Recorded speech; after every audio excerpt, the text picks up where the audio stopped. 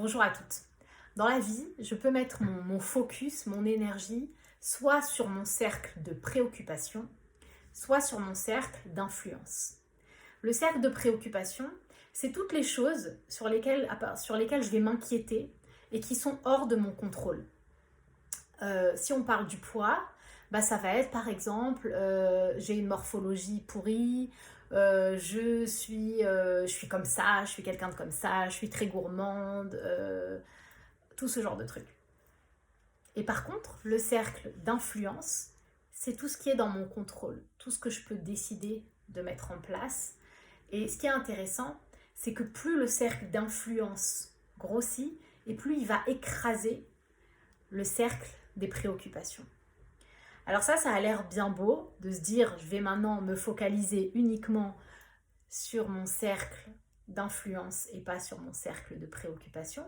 Mais dans la vraie vie, on a tendance à prendre des engagements et à décider d'être maintenant proactif et d'être dans notre cercle d'influence. Mais ce qui se passe, c'est que on a tendance à oublier les engagements qu'on s'était fixés, les engagements qu'on avait pris et retomber justement dans le cercle de préoccupation et donc recommencer à se plaindre et recommencer à se poser en victime, etc.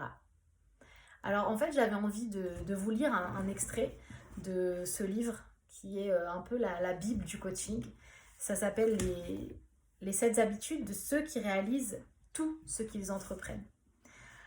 Donc ce qu'il dit par rapport à ça, c'est cet engagement envers nous-mêmes comme envers les autres et notre intégrité face à lui constitue l'essence de notre proactivité. Là, je saute un petit peu quelques lignes et je continue en lisant ce qui suit. Nous trouvons là 2 moyens de prendre le contrôle immédiat de notre vie. Nous pouvons faire une promesse et la tenir. Nous pouvons nous fixer un but et travailler pour l'atteindre. En prenant des engagements, même petits, et en nous y tenant, nous construisons peu à peu notre intégrité qui nous rend conscients de notre propre contrôle et nous donne le courage et la force de mieux accepter la responsabilité de notre vie.